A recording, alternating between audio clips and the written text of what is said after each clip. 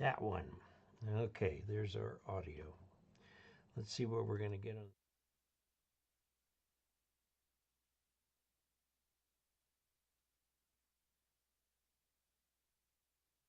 Logitech Brio. Let me just very gently.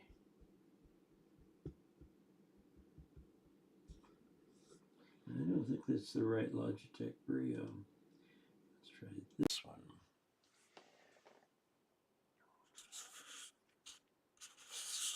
Okay, good. That works. And we're not going to use the teleprompter one. Video capture properties. Configure video. Camera control. Zoom in. Okay. Okay. And hello. Al says, hi Dave from KG5 KRQ. And let's get back to the regular one here, okay? Mary W says, good evening, Dave, and all the people on the chat. Michael Kirst, greetings, Dave, from Mike, W4MEK. Al, low audio. Let's see what we can. Oh, there we go again. We've got that problem. I wonder. Properties for the audio. Low audio. Yeah, it is a little low, isn't it? Usually it's much higher. I'm going to go into. Okay, let's go over here to sound and volume. Yeah, that's the output device. So let's see. Now that still doesn't do system sounds. We want microphones. Where are the microphones? Input device. Line in. Let's go with the correct one, which is right here. And is there some way we can make the sound louder? There used to be in Windows. Bluetooth is personal system. Let's go here to system. That doesn't help much, does it? Boy, I sure like the old way that they did these things. Okay, so I've got that.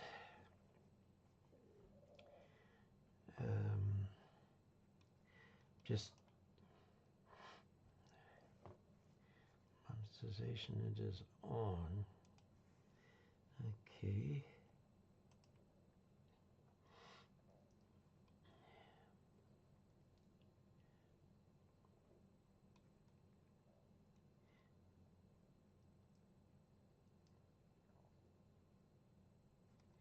Okay, well, I'm sorry about the audio. I can't figure out a way to make the microphone louder. That this little slider right here down, but when I bring it all the way up, it doesn't go all the way up. Let's see. Settings. Audio. Desktop, advanced. Hotkeys. Oh, golly. Audio. That doesn't give me anything. General, parent, stream, output, audio, video, hotkeys, accessibility, advanced. Video recording. No, I'm not recording. YouTube is recording. I'm sorry. Somebody tell me what I go into in this Windows 11.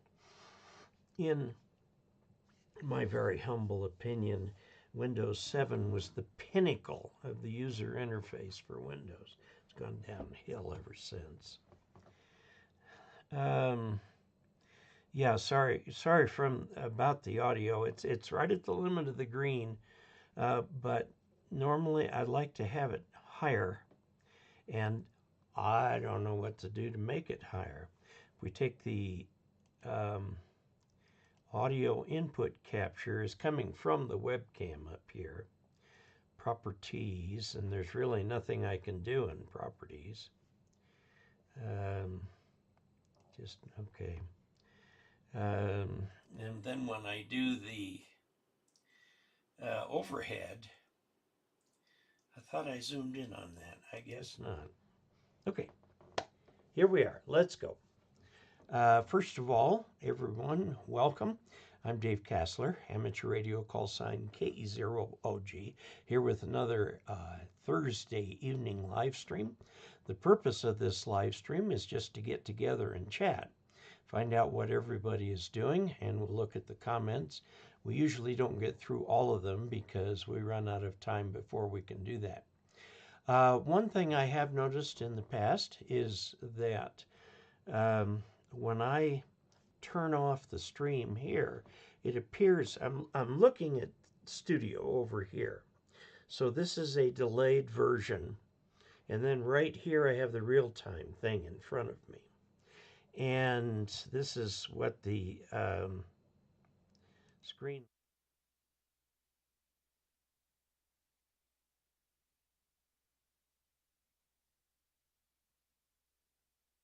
Tell me last time we were together that that I was still live when I thought I was just waiting for the stream to catch up. It was taking quite a bit of time. So I don't know.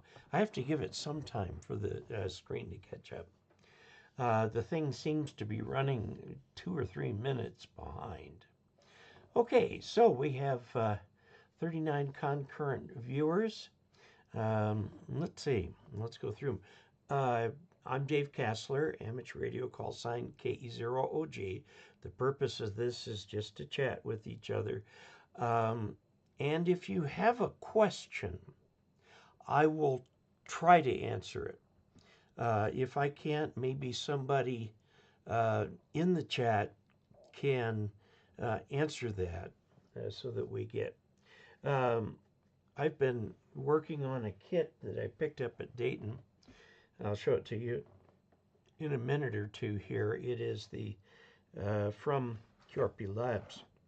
Hans Sumner was there once again in his usual spot.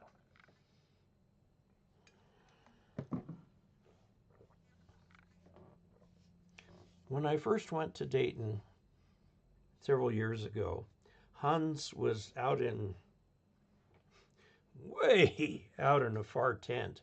He's now in one of the main buildings, which is nice, and right near a cash machine. So I made use of that so I could pick this up. He doesn't do credit cards or anything like that. He has to do cash while he's here. So, okay, let's see. Bill Myers, hello, KA8GIM. Good evening, Dave and all Augies. Al is KG5KRQ, says hi. Mary says, good evening, Dave and Chad. Michael Kirst, greetings from Mike. W4MEK, Al, low audio. And I apologize on this. I'll have to ask you to either use headphones or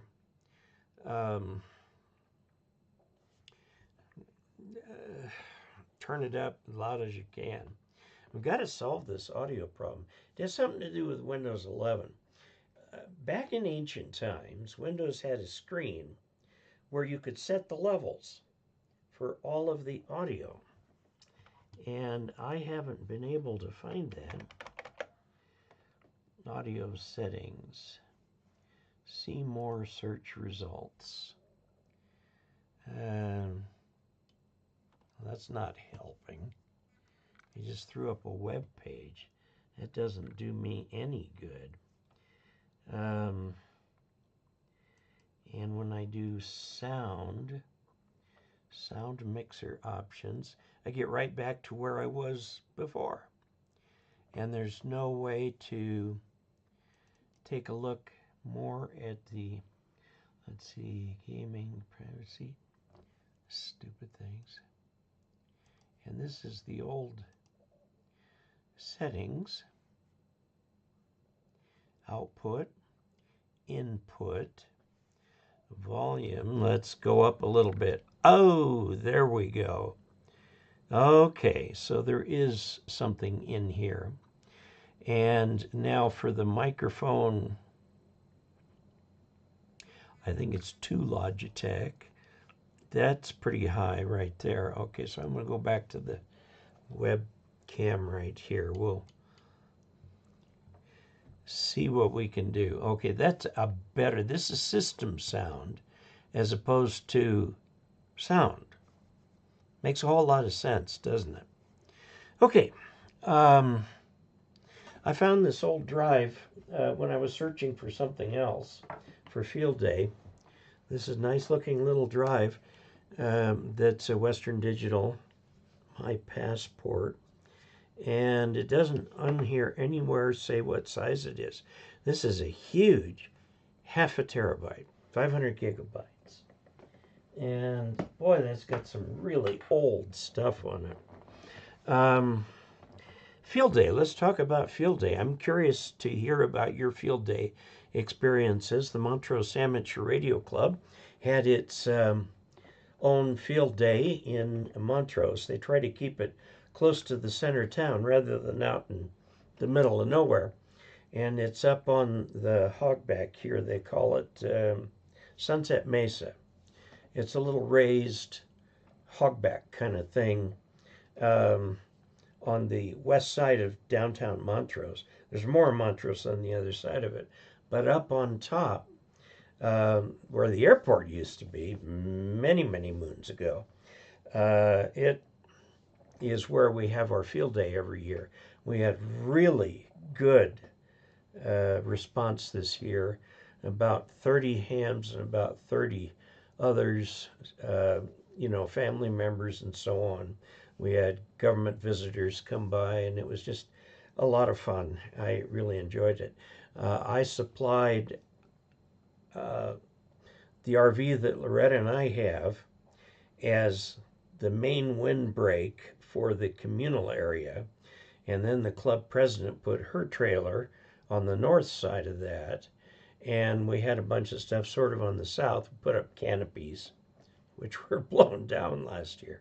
We put up canopies, and so there was a big area with tables and chairs and everything like that up there, and that worked really well.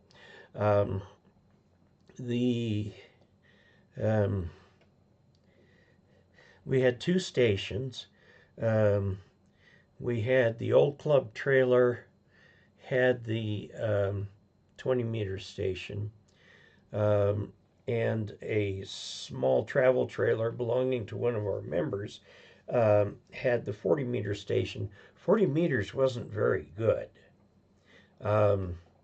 20 was fine. I mean, they were running CW and just chalking up contacts like crazy. I was going to do a little audio. I was going to do a little on 40 meters. I went down there, and they were having trouble with the antenna. We have new antenna this year. We used to have a big 40-meter dipole, quasi-inverted V, really a dipole, with a reflector behind it. And so it was directional, not rotatable, but directional. And this year they had 2 phased delta loops, inverted, so the point was at the bottom. And they kept having trouble with that all day. I mean, they thought they had it up, but as soon as they transmit, the SWR would go haywire. So I don't know if they ever resolved that. I stayed Friday night up there with my wife. My wife stayed most of Saturday because there were a lot of other wives and women who were hams were there too, and they formed their own little group, and Loretta was quite excited to be part of that. And then I left after the dinner. My wife and I left after the dinner so we could come home so we could get ready for church on Sunday. And then after church, I went up and they were pulling everything down. Here in Mountain Time Zone, Mountain Daylight Time, the contest runs from noon to noon.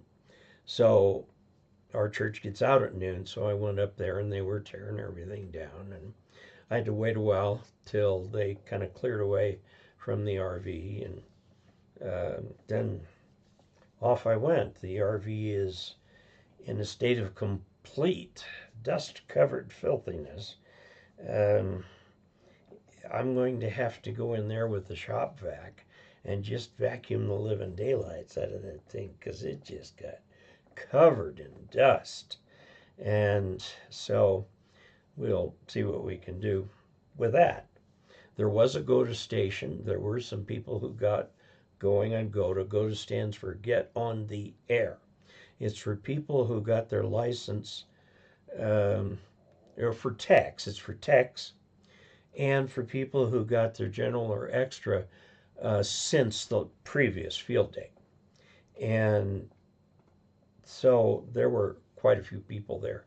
We had the president of the Silverton Club come over and spend quite a bit of time with us. One of the things that we did was we had um, some demonstrations that were on Sunday of a fox hunt. And where'd it go?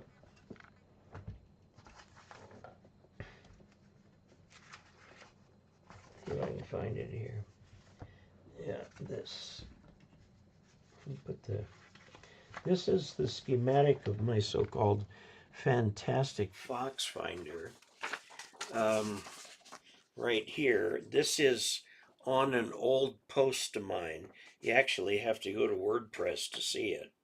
But basically what it does is it switches this antenna and then this antenna back and forth between these two antennas at an audio rate.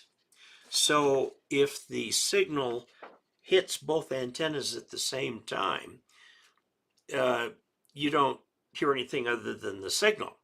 But if you twist this so that it hits this antenna first and then this antenna, what you're doing is phase modulating the signal at the rate of the audio oscillator. And so you hear a tone in the radio.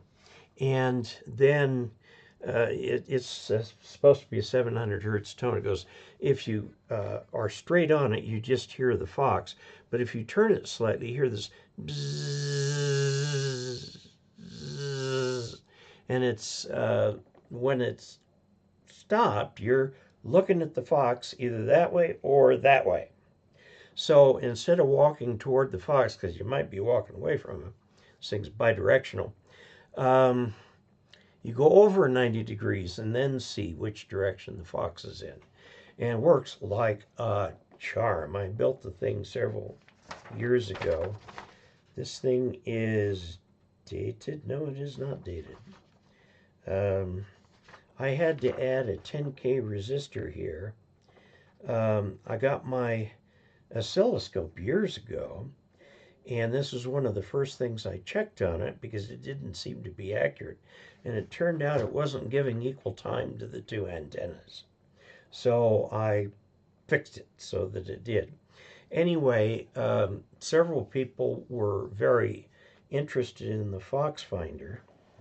And let me, oh shoot, I didn't write down that address. Let me see if I can find it for you. We're going to go to the screen.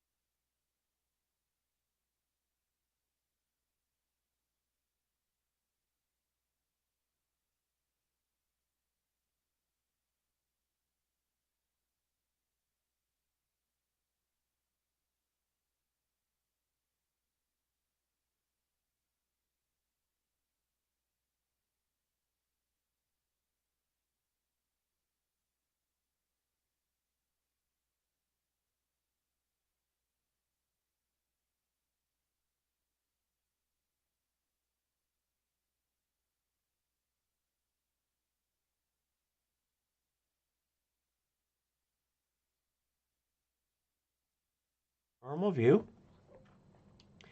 Okay, let's see. Good evening from Chuck Schreiber. Gerald Hancock, that's a new name, I think. WH6DLY from Honolulu. The Antipodes DE, VK2NAP. That is an Australian call sign. So, welcome, welcome. Your POTA buddy Lou checking in. I've got to go out and do that.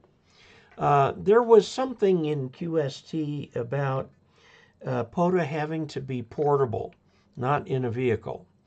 But I went and read the rules, and they actually clarified them in there and said, yes, you can be in your vehicle. So I'm going to set up the RV so that I can do that. While I was dating, I picked up a thing that goes into the towing hitch, where the tow bar or tow thingy goes, it's a technical term, thingy, goes in, and then it's got a cylinder in which I can put up something to get it up above the top of the RV. And I can put like 2 ham sticks end to end and make a dipole of sorts out of it. And I've got several different bands of ham sticks, so I can try that. And I think that's going to be a lot of fun. Okay. Okay. Chuck Schreiber from the Hill Country of South Texas, N5 KVO, scattered showers in 82. We had some showers today. We had over a half-inch of rain. We had 0.65 inches of rain today, and we had some last night too. And it's 62 outside. It did not start out 62. I had to go into town. I was going into Ridgeway to get the mail, and I got a little check engine light. And so I called the Jeep people and asked if I could stop by and find out if it was anything serious. And they said they're bucked. So if you go to O'Reilly Auto Parts, and there are other auto parts stores that do this too, they'll read the code for you.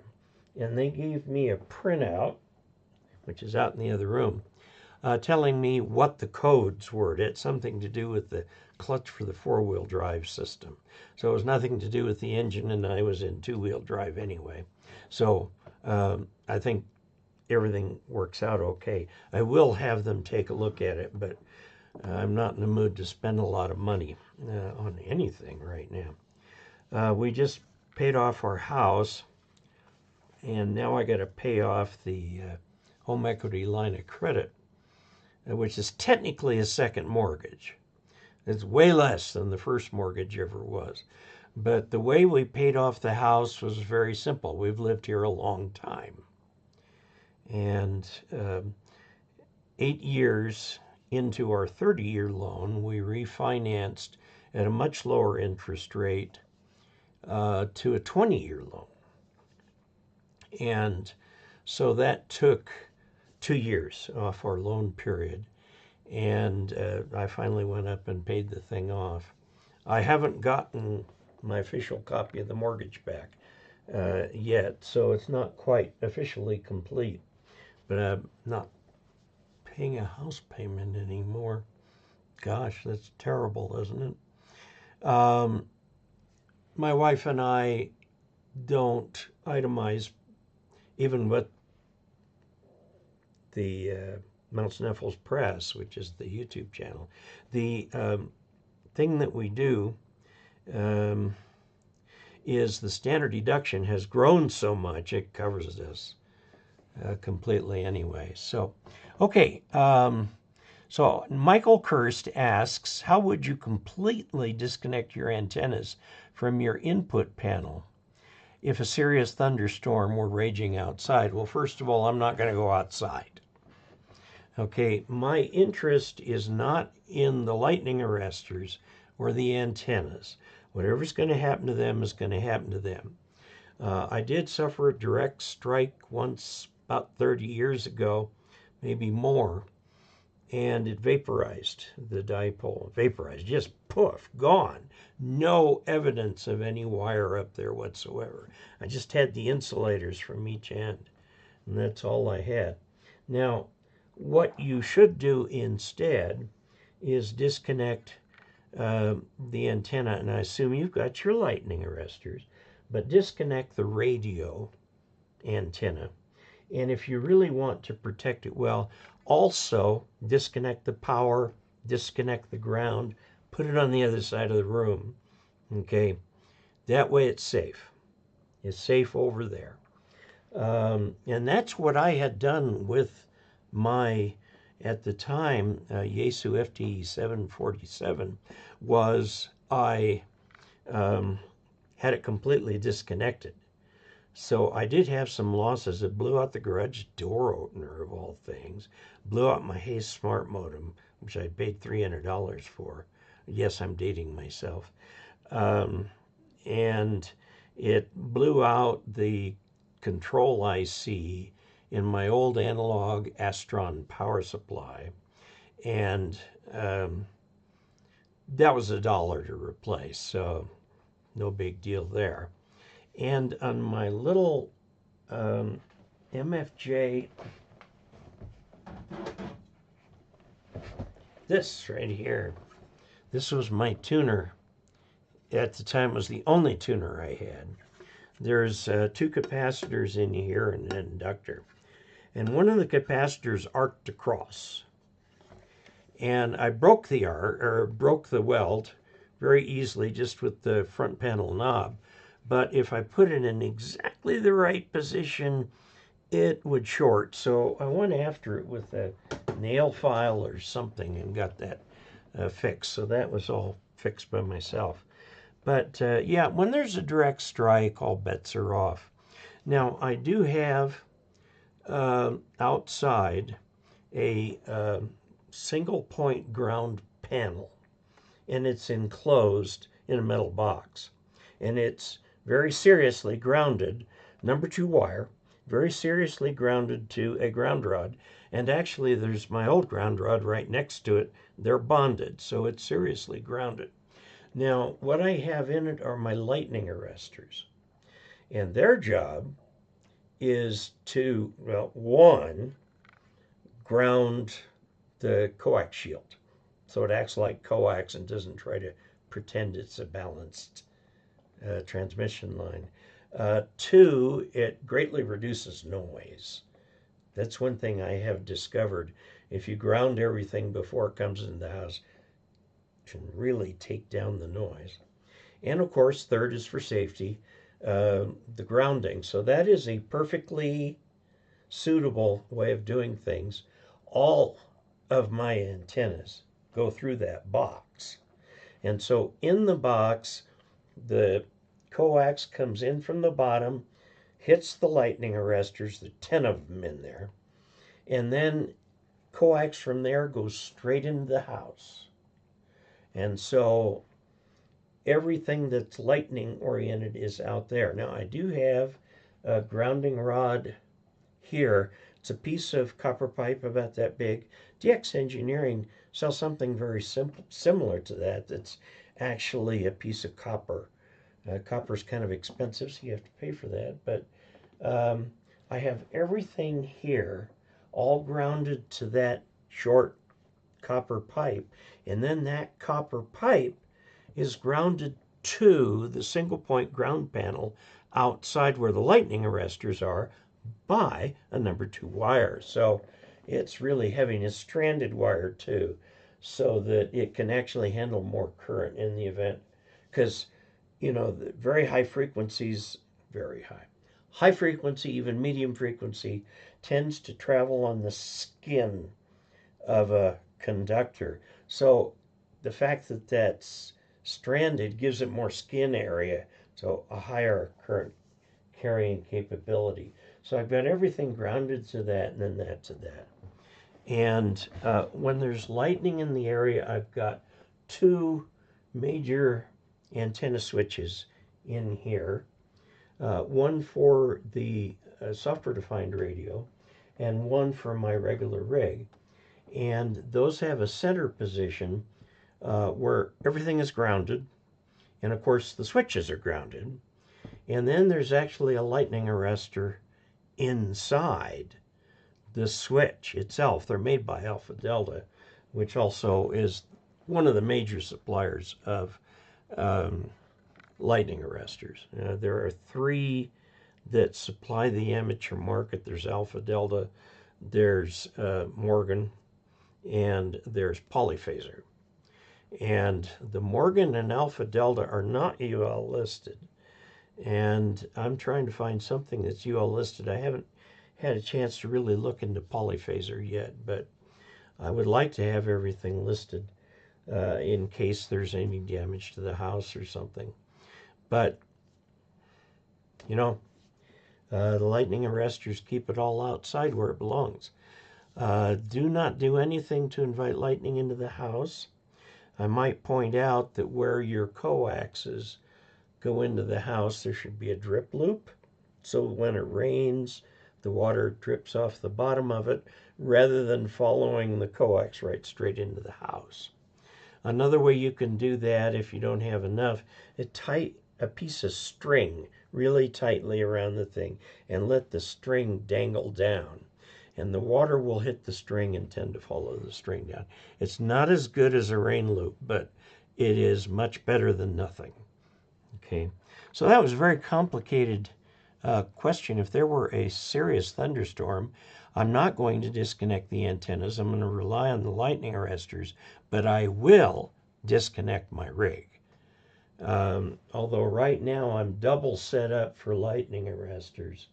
And in the years since I got everything put up and first put the lightning arresters out, there have been several years. And I just leave it connected actually during the summer. Now, if you live in some place like Tampa, I used to live in Tampa, 4408 Pearl Street, which was down by the base because I was in the service at the time and worked on the base.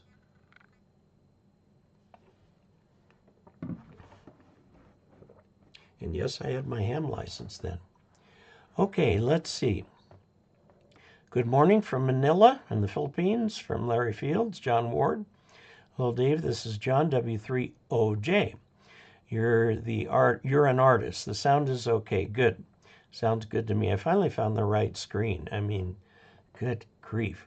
I got my first computer, a Radio Shack Model 1, in 1978. And in about 1981, somewhere in there, I wanted a plotter. And so I built it, designed it myself. And it was, you know, the screw threads, stepper motors turning the screws, and so on. I mean, it was more a concept piece than a practical plotter. Now, the question is, if you're drawing a line that's got a slope on it, you've got these stepper motors that go at a specific spot. And so you've got an alternate stepping between the motors. And at the time I was working on system engineering stuff for the MX missile, for the guidance, the inertial measurement unit. Our company made the inertial measurement unit. And we had to torque the gyros in there, and it was all done digitally. And they're still in the, what few MX missiles exist, still have that. Anyway, there's an algorithm for the best way to torque gyros in what order to get them to do what you want them to do. And I used that algorithm for that. I've long forgotten what that algorithm is. And of course, the plotter is long gone. And I gave up on plotters anyway because you could start drawing pictures. You could create plots with Excel on a printer. So the need for a plotter kind of went away. Let's see. Sound. John says sounds good. N6GML is saying hello to Greg. Oh, no, hello, this is Greg, N6GML in Mather, California. I think that's somewhere maybe within 100 miles of Sacramento. Tell me. I was born and grew up in California. Larry Fields, thinking of a song, Pump Up the Volume. I turned mine up. Okay, well, I was able to find a way to turn the thing up buried inside Windows 11. Okay, Chris Wilson, I switched to Linux with the Mate desktop. Slick and quick, just works. Haven't looked back. Well, very good. Very good. And now I know there's probably Linux software for video editing. I know there is. It's grep, isn't it, for image editing, but I don't know what they do for video editing. The three main pieces of software used professionally. See if I can remember the names. Edius is one from Grass Valley. And I think they've been advertising a couple times in QST because a lot of hams are deciding they want to do YouTube channels. And then there's, of course, Adobe. And then there's, I'm forgetting the name of it. I'll think of it. And it's this one that's advertising in QST, a free version of it. I have to pay for this software. I pay about $125 a year to get their top-of-the-line CyberLink Power Director. CyberLink Power Director is a fantastic piece of software. The reason a lot of people don't use it is because it's not American, it's Taiwanese. And I'm quite happy to support the Taiwan folks over there. My first wife was from there. She was born in the mainland, and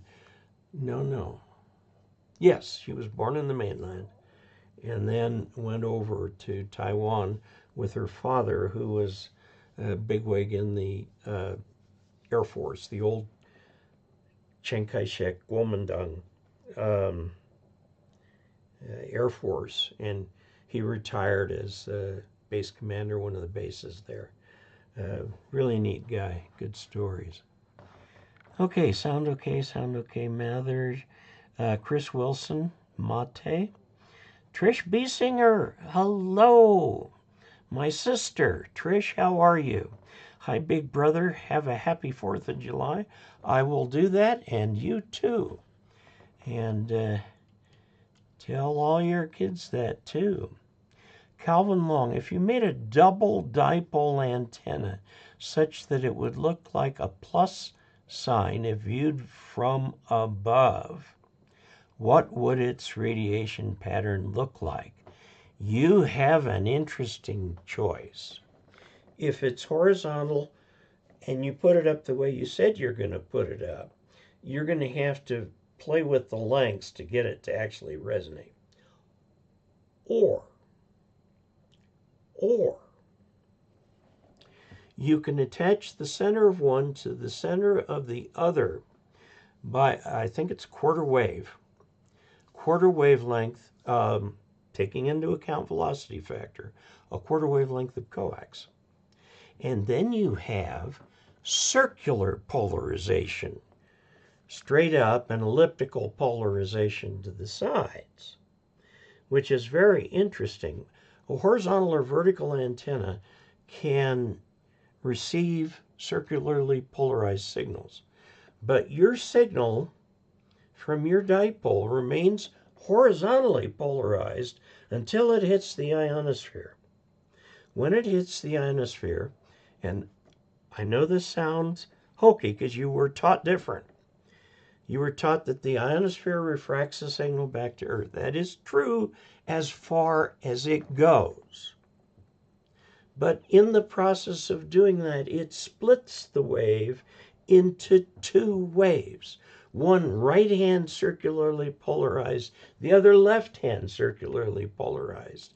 The one is called the ordinary wave because it's got most of the power. The other is called the extraordinary wave, or the O wave and the X wave, okay? And they'll go to different places. And if you have a circularly polarized antenna, if you switch the polarity on that connection with a little coax switch or something up there, you do that electrically, of course, you can receive either of the polarizations. And so you can pick out which signal you want to get. I've never tried this. I'm going to try this one of these days. But if you read this book, Here to There, Radio Wave Propagation, Not for the Faint of Heart. Now, there's not a lot of math in here, but there is a discussion. Well, here's a discussion of the ionosons, the ionospheric sounders, and a lot having to do with the sun and things like that. And it does talk about the two waves. It's really very interesting. Now, the thing is, from there on, it's circularly polarized. So you may have noticed if you're trying to get a hold of somebody nearby and you're using the ground wave, your cross polarization can be a real problem for that. But it's not a problem if it's reflected by the ionosphere, because it comes down circularly polarized. So a vertical antenna takes the vertical component of that. The horizontal antenna takes the horizontal component of that. Works just fine.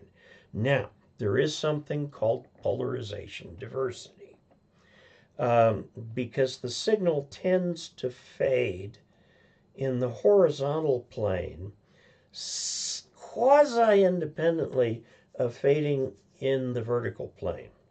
So if you have two radios, one attached to a vertical, one attached to a horizontal dipole, okay, you will hear that the fading on a signal that you're listening to can be slightly different. This is called polarization diversity. Now, fading by the ionosphere, the ionosphere is not a nice simple layer. It's a cloud of electrons up there, and it goes up and down and so on and so forth. So you get ionospheric scattering. And when the signal starts to get marginal, it'll actually go below what you can receive. However, that point is because you're going through a specific spot in the ionosphere. If you have another station 3 miles away, the fading at that station will be independent of the fading at your station. So there are, and you can get these still. I know I saw an old Hallicrafters diversity receiver out in Sparks, Nevada, at a place out there that buys and sells old radios. And what happens is you combine the signals, and the one with the loudest audio wins. And they're combined. And you can hear the signal without fading. Now, Ma Bell, AT&T, took this to new heights. You get 2 or 3 of these, and you can get a signal to overseas that appears not to fade, whereas actually it will fade out. Some of the receivers will fade out, the other one will be good, and so on. This is spatial diversity. Now, tell me why in English the word space is S-P-A-C-E, but spatial is S-P-A-T-I-A-L, spatial. There's a couple other words that do that kind of thing too. But be that as it may. This is what was used until it was 57, something like that, when the first transatlantic telephone voice cable went into place, and it was extraordinarily expensive to use. It was only used by highfalutin business types. And if you needed to tell your Irish cousin that dad died, you'd send a telegram. And a lot of people, the only telegram they ever got was when a relative passed away. But anyway, the current cables that are under there are all fiber optic.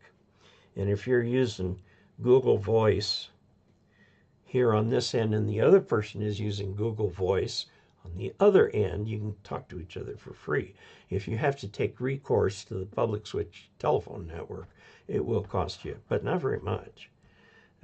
So anyway, that's just a little story on the fading that happens and what you can do about it. Now, if you're rich and you can afford another station 3 miles away and, put up another tower, all of this kind of thing, and then a microwave link to get your audio and control back, you can do the same type of thing. And it is possible, too, to get vertical independence. The signal may not be hitting an antenna here, but if you go up here, it is hitting it. Some DXers have very tall towers with multiple beams on them, and they can all be rotated. Basically, what they do is they build a ring around the tower, and the antenna rotator runs on that ring like it's a monorail. Okay, so you can go all the way around the tower, hopefully not snagging any guy wires. Okay, so Calvin, that's a long answer to your question. Brad, hello, KJ5HND. Calvin Long, by the way, love your videos. Well, thank you. Spread the word on the videos. With all the other people who are doing their ham radio videos, they're doing them more as entertainment shows rather than trying to answer people's questions and stuff like that. And some people really like that. When I was at Dayton, I sat at the author's table for an hour, turned out to be 2 hours, so people could come meet the guy who wrote the Ask Dave column. A lot of, I met dozens of Augies out there at Dayton. Because remember, I had asked everybody, if you're at Dayton and you see me, please stop me, and so I can shake your hand. And I got to shake lots of hands. And there was this 12-year-old kid who was absolutely certain he wanted to see me. He wanted a selfie with me, and so on. So I guess he enjoys my videos too, and he's been using them to get his license. Speaking of licenses, guess who's going to go for his test on July 12th? Yes, Tegan, my assistant. And he says he's going to try for both tech and general. We'll see. He's off with his family on vacation right now. I don't see him again until next week.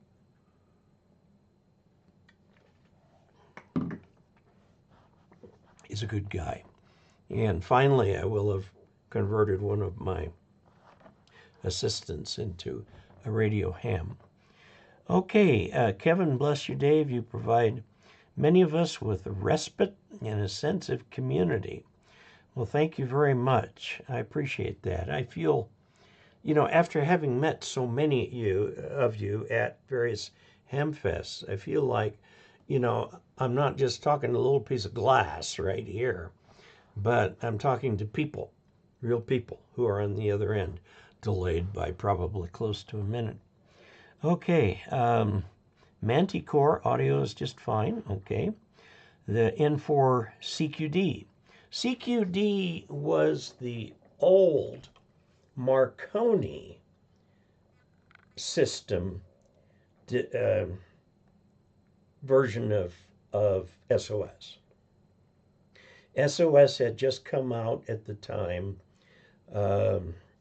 Other companies' ships were using it. Marconi was on the English ships primarily. And they used CQD, the D being a disaster, or CQ, we have a disaster, CQD. but they also sent out the SOS code.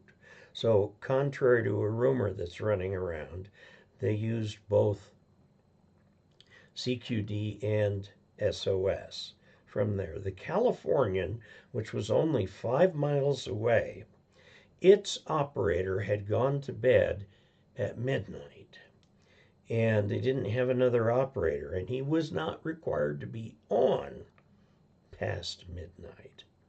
Now, from where they were, there was a real weird optical inversion.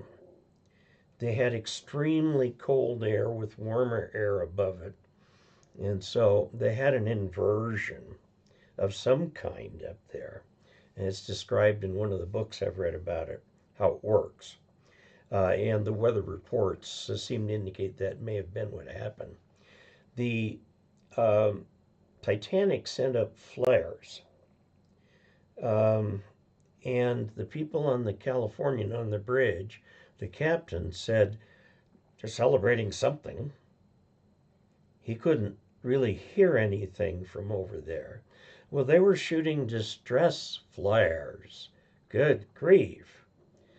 What the captain should have done, in fact, he got into serious trouble for not doing this, was to wake the radio officer and see if something was going on. He was 5 miles away.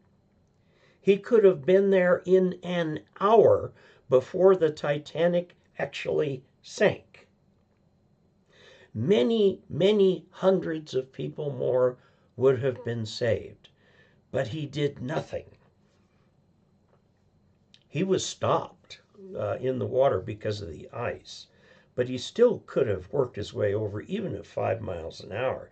You hit a piece of ice and it's not going to do much. In fact, there is a school of thought that if the Titanic had not swerved and hit the ice head on, it might have punched a hole in the front, but the Titanic was divided into 5 parts. Unfortunately, the waterproof walls only went up to the waterline. When the Titanic started to dip like this, the water was running into and filling the other compartments. If they had done, and they did this on the sister ship, the Olympic, they ran those walls all the way up so that this kind of thing wouldn't happen again. Anyway, how do we get off on that? Okay, have you played with any folded monopole antennas? Folded grounded quarter wave antennas. Not folded per se. I'm not exactly sure what you're talking about. Because I do have a quarter wave vertical that's my primary antenna, actually. Although we just fixed for the second time the hex beam, and that's sitting on the ground waiting for Tegan to come back so we can put it back on the mast and hoist it back up again.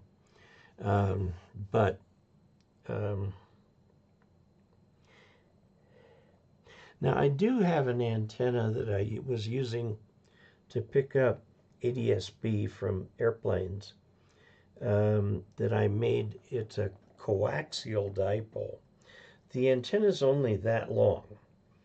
Okay, so what I did was I folded the braid back and folded the braid back down on the coaxial cable and trimmed it so it was the same length as the part above. That's a coaxial fed dipole, and it's a thing, it works. Okay, and so it's vertical dipole. Most of that sort of stuff is vertical. And most of the FAA stuff I've seen is vertically polarized. It doesn't use FM, they use AM. They claim there are valid reasons for that. The valid reason is this: if 2 aircraft are talking at the same time, there will be the heterodyne squeal in there, but you can still make out 2 voices. Whereas if you're using FM, the more powerful signal will completely capture the radio and nobody else will be heard. That's the official reason. Now, if they did something like DMR, you can get multiple signals in at the same time, but the FAA manages the national airspace the same way they did during World War II. And none of it's changed. A 747, if you have to update some software, because there's a gazillion computers on that thing. It's basically a computer with wings and then a couple engines, 4 engines for the 747. They have to update it with a 3.5-inch floppy disk. Because if you put in something newer, like you could plug in a memory card or something like that, the whole thing needs FAA approval again. So there's a real incentive in safety critical operations to never change anything. I remember one time I was with a group of young hams, teenage hams, and we were touring the FAA Air Route Traffic Control Center in Longmont, in Colorado, north of Boulder. And this guy said, we've got these open phone lines. They're always open, so we can get it. Let me show you. And he picked the thing up, and it didn't work. Why didn't it work? Because nobody had tried to use it for the last year. So, you know, and we're shooting ourselves in the foot by letting these support people go. Anyway, let's see. There's a question folded. You have to open sounds, all sound devices, and in that list, you can click on any input and increase the volume. Thank you very much. Got it. Kevin says, I love learning new things from you too. I love learning new things from you guys. There's a lot of things that I've got and done. For example, it was you guys who suggested that I get one of those DX Commander antennas. And the first thing that I tested was, because of questions you asked, was the quality of the construction manual. Because a lot of people said they're very hard to make work because you can't follow the instructions. Well, we found that to be the case. Of course, Cal got really pissed off, but publicly so too. Anyway, I still get nasty comments on that. The second video we did on it was, again, a different guy, a different assistant. He was, I think, a lot smarter and more intent on getting the thing to work. First time we put it up, it collapsed on itself. So we took it down. He looked at the instructions again with different instructions this time. Put it back up, it worked fine. Then we did a third video evaluating the antenna as a vertical antenna with radials that we added. And the answer was, it's a very fine vertical antenna. The thing that is interesting about it is there's no traps. It's a fan vertical. So there's a wire for every band. And it works. It works really well. So I've got it out there amongst all these other antennas I've tested. But anyway, okay, let's see. Much louder, much better. Okay. Where were we? Oh my goodness, so many comments. Here's my cell phone. I lost where I was. I started to go down. Played. I think this is about where we were. Greetings from Florida, from Manticore, which is an animal down there, isn't it? Kevin, 45 watching and 16 likes. It is actually concurrent viewers right now shows 81. And yes, do like it. Another thing, please leave a comment on the video. And I ask you all, when you're watching my regular videos or shorts, both leave a comment and click like. because YouTube uses that as part of its algorithm to decide which videos are most watched, and those comments are important. All the comments are read. Tegan reads them all, and if one of the comments is a question unto itself, he prints that out and we make a short. The shorts answer the comments, and then of course the long form are in response to written questions that I get. By the way, please don't use askdave@arrl.org anymore. It's acting weirdly. They upgraded their mail system, and ever since then, I don't think I'm getting everybody's emails. Send your emails to Casler, Casler 28@gmail.com. I've had that Gmail address long before I started any of this. I do have hamradioanswers@gmail.com, but that goes into a different box, and I'm like 4 years behind on that box. There's just a stack of emails in there, 4 years old. I'm trying to work through them. Okay, let's see. On my Yaesu FTX1, the AMC and processor settings are very confusing. Why do they say to keep the compression meter under 10 dB while adjusting the AMC? Okay, there's a meter setting where you can look at the amount of compression, and it will tell you in dB what you're doing there. I have also on my ICOM here the compression setting. I encourage you to follow the instructions exactly, because that way your signal will be clean going out. And I've set this thing up. I am always doing speech compression all the time because it sounds pretty good. People tell me I have pretty good audio. So 10 dB is the amount of compression. If you are an audiophile, not a computer file, but an audiophile as in one who loves audio, you know that compression is a technique to make the lows higher, but keep the, not lows, low volume, make that louder, and keep the volume at the top the same.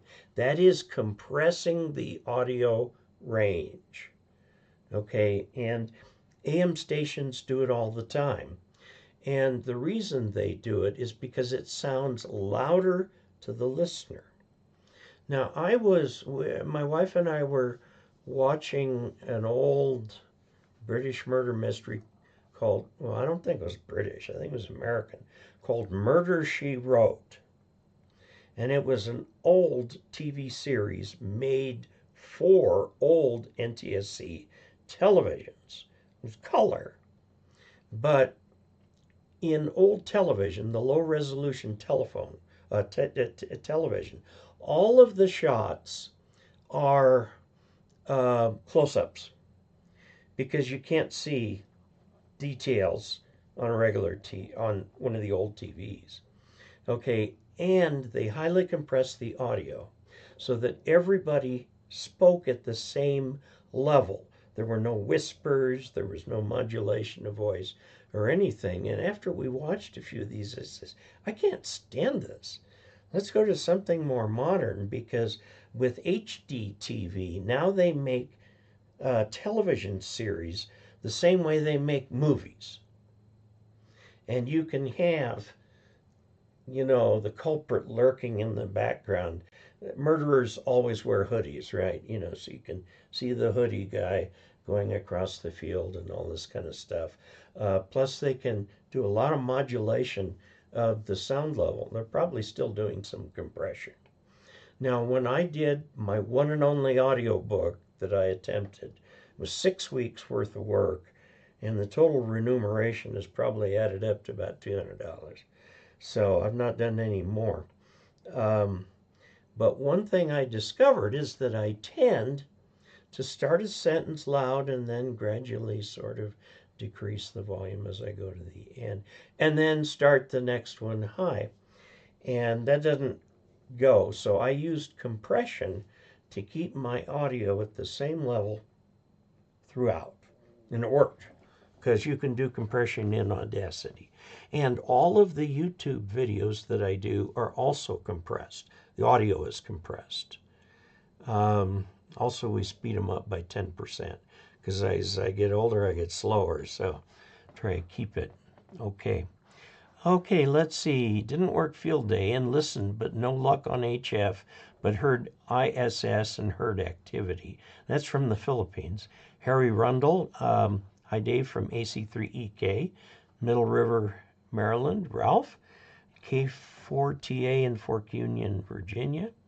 Our field day for our club W3PGA ran 4A, 1 CW, 2 sideband, and 1 digital FT4, FT8, 4 antennas, 1 DX Commander Expedition Vertical, 1 Wyndham from 40 through 10, and a Mosley monobeam for 20 through 10. Ran solar power. Yeah, you can do solar easily these days. Doug Dry, hello Doug. Good evening, Augie from Doug, KD4NC in Kennesaw, Georgia. Still 81, almost dark. Paul, VK4DPC. Greetings from Brisbane in VK land. Larry says, I noticed when I was watching here on my cell phone it was good, but on my Think Center computer was a delay. Yeah, I don't know how YouTube does these live streams. Now I have enabled the so-called DVR feature.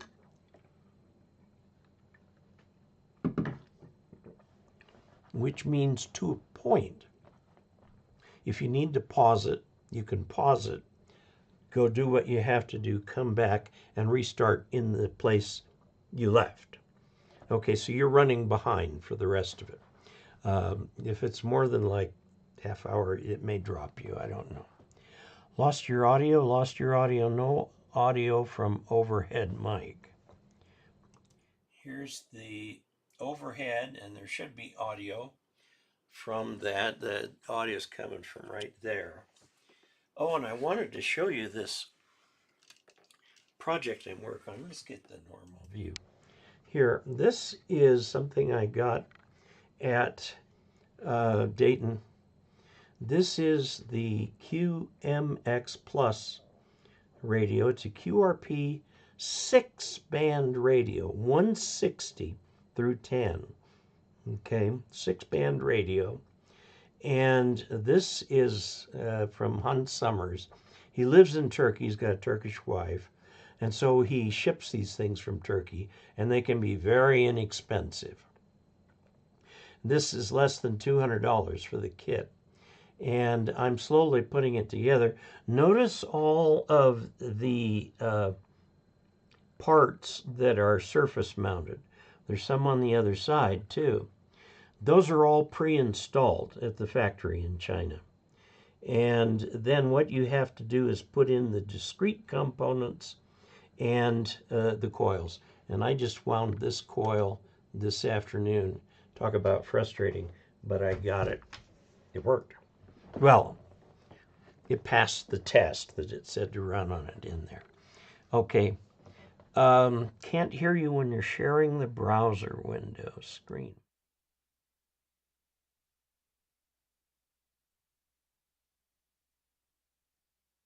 That. Okay. Now I've got the screen with some audio. Okay. Sorry about that. Okay, this is why I should have an assistant at my side who says, Dave, don't forget. Okay. All right. Audio's returned. In reference to 4 antennas for field day, we had a second vertical for the second sideband station. Larry says our weekend groups have been POTA, and it was on the same time as field day, but they were weak here, so went back to other things. And noticed that when we have rain, it gets really static on some of the bands. Listening to ATC on HF and no static. That's interesting because I don't recall a single rainstorm when I was 2 years in the Philippines that was not accompanied by thunder and lightning. So, boy, that thunder is loud. Okay, so congrats, Dave. I noticed that too, Larry. There's a good idea. Okay, been playing with FL Digi, checking WeFax out of Korea and Japan, and Sit Orb out of China and Vietnam. Well, it's good that you can play with that. I used to be major into WeFax, and I had a little device from AEA that would receive it. Now you can do it in the FL Digi software.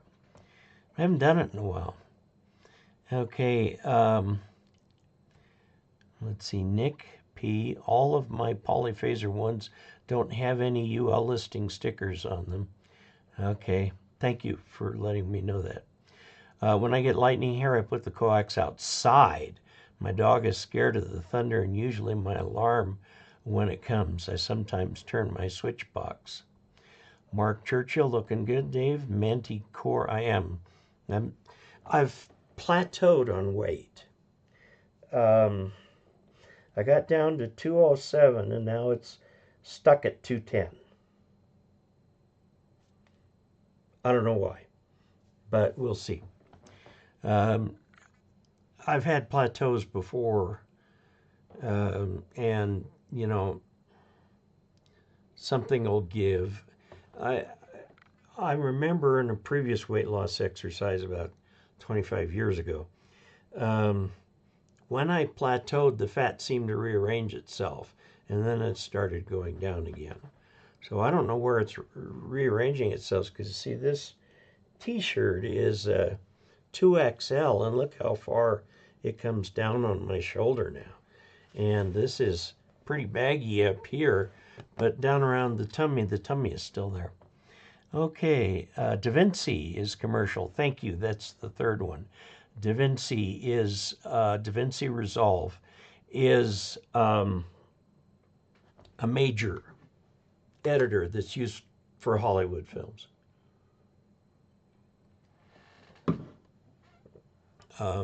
So there's a lot of different things there. Let's see. Nasty QSB. Are you talking about QSB is fading? Are you talking about QRN, which is static? By the way, in a recent Ask Dave article, I talked about static. Somebody wanted me to talk about static. Let's see if... Now that one hasn't been published yet. It'll be in the August edition, which comes out in a few days, by the way. You can see it online about 2 weeks before you get your copy in the mail. I still get a copy in the mail, but I may save the money on that. Okay, DaVinci is FlowBlade and open source Linux only.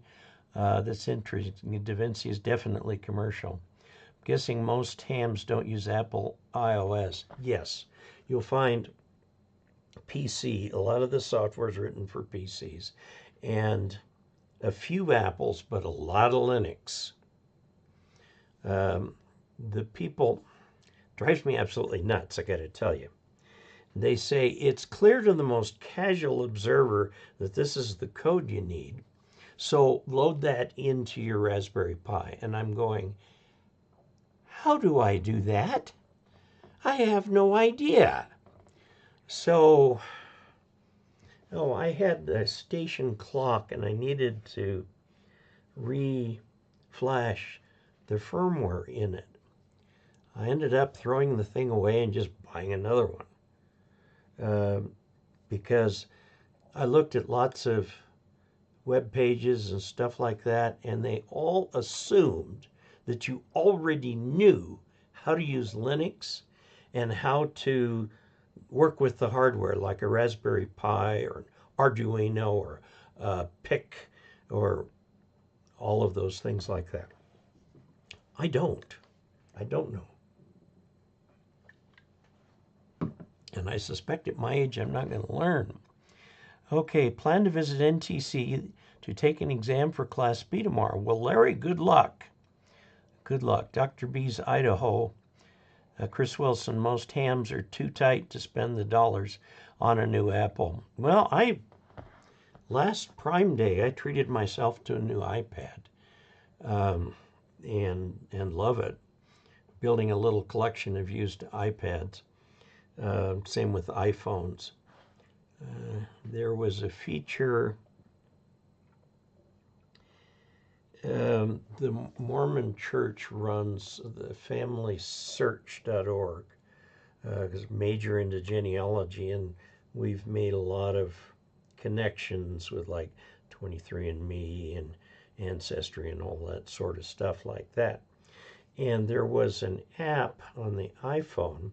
If I was together like in church with a group of people, I could look on there and see who I'm related to in that group of people, and it would tell me the relationship. Except my phone was too old to run that software. So I went out and got an updated iPhone and have yet to have that opportunity again. So anyway, I've got an iPhone. It works. I'll probably keep it for a long time. Let's see. Mr. Bay, Chris, yeah. Dollars you can drop on yet another QRP radio, which I did at Dayton. I bought that, by the way, with channel funds. Thank you.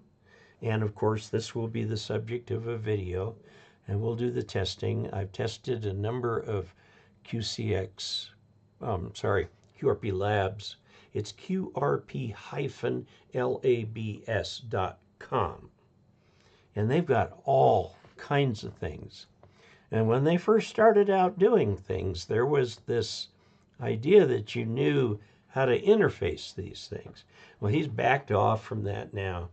And his manuals are excellent. This is the thing that I do next. Wind and install L502. In red, right here, it shows you where on the board that goes. It's got a picture of how to do it. And then there's some more coils that have to be, this project consists largely of winding toroids, but excellent, excellent. But I had somebody tell me that for the QCX Mini or whatever it was, that if they were going to run down to Office Depot and have them print the manual in color and then bind it as this is bound. I had this bound yesterday, comb binding, so it sits flat. Also is my reference forever. They said it would be $85 to do that. And we ran some numbers at one point. We were printing the printed program for church services on our color printer. And we'd been doing it just as a free will gesture. But the church has got rules about that stuff because they don't want wealthy areas to get more stuff than, say, a congregation in Africa. They should both be able to have the same activities and bennies and stuff like that. So the church gives a budget to the ward based on a lot of factors. Number of youth, number of people attending, so on. And then you have to live within that budget. And if you incur an expense on behalf of the church, you have to get reimbursed, because that's how they enforce this idea that the rich wards don't get to have catered Christmas parties when they're barely having potlucks in Nigeria. Okay, we ought to have potlucks too, you know. And I can remember as a child when they catered all this stuff. No more. No more. So anyway, we had to figure out how much it was costing us to print this thing and submit a bill. Well, it turns out it's like 25 cents a printed color page. For black and white, it's like by the time you account for toner and the paper and the other part that's in there, it works out to about 3 cents a page. So I've gone to using my little who makes that thing? Brother. It's a Brother laser printer. It's about 3 cents a page. Really cheap. And we were doing color because my wife's an artist. She wanted to do color. So no more. Now it's all done online. If you want a printed program, you have to go to a website and print it out and take it to yourself, so that they can spend their budget on other things. Okay, let's see. Let's see. We're running out of time. I should pick up. Chris is asking Sean what his tower is made of. Aluminum. That's interesting. Can I run a 10-meter J-pole ladder line antenna straight down my 30? If it's a ladder line antenna, you got to get it away from the tower by about that far. If you're that far away from the corners, if you run straight down, yeah, maybe. But you're putting that RF in a box. Try it. See what happens. It might work for you. Most towers that I know of are steel. Aluminum is stronger than steel pound for pound. However,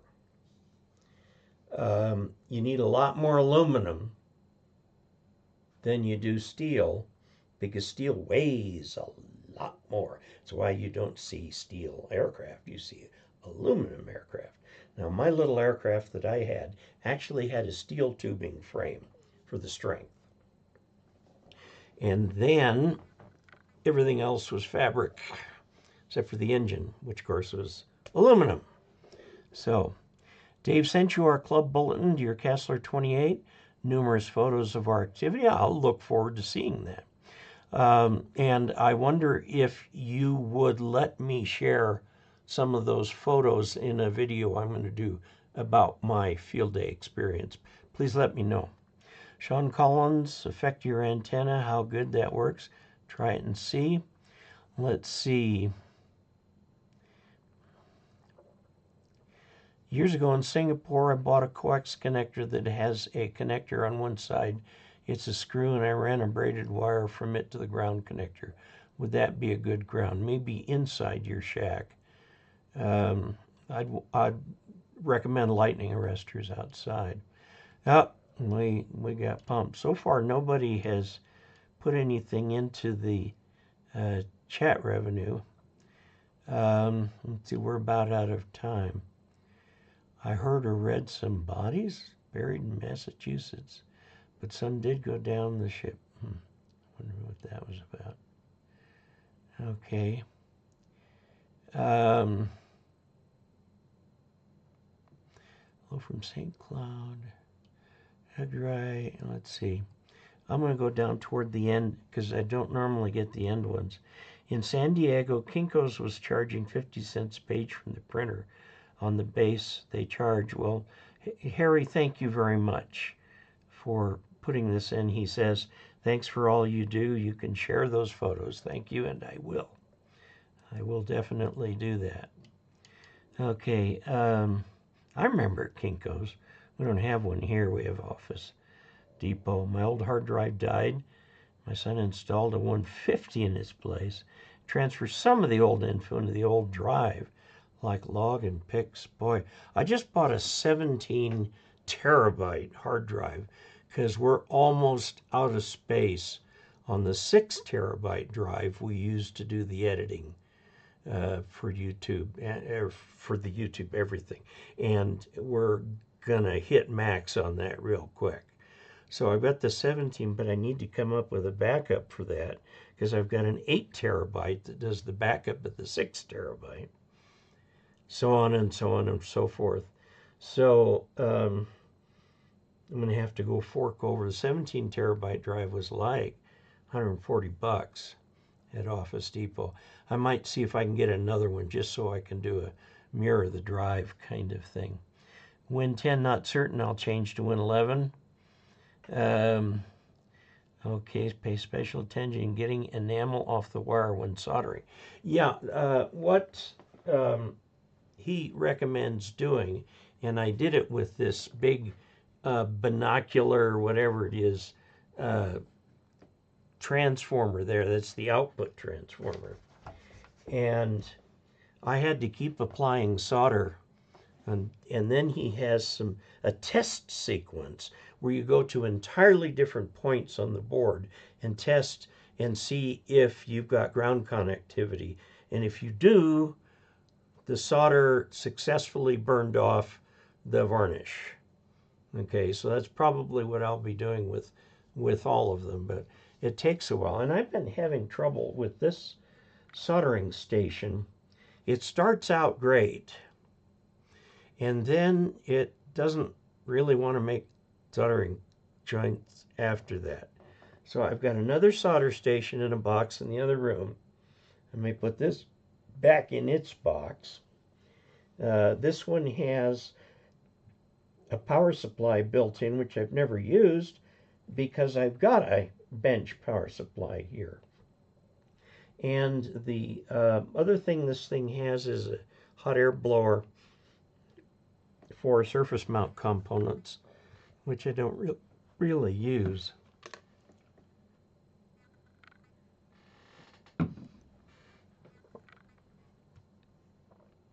Optical Man Jeff has put $15 into the chat revenue and says, thanks, Dave. Glad to have you back on a regular basis. And I'll try and be a little bit more regular, as we're at the end right now. William W9H, Dave, make sure to do the Twisted Sisters version of the transformer. It helps with power output a lot. I did that today for the first time. You take the two wires. I have a vise here that I got at Harbor Freight, a small one. It's just a little hobby vise. It has some rubber coverings over the jaws, so you can use it either way. But I tightened down the two wires in the rubber jaw and then got a drill. It's back in the other room now. A drill, and very carefully closed the thing down on those wires, and then just barely a little bit on that drill, kind of going like this, and it actually started winding the wires. I've never done that before. And it wound them tight. It says you should have about 3 turns per centimeter.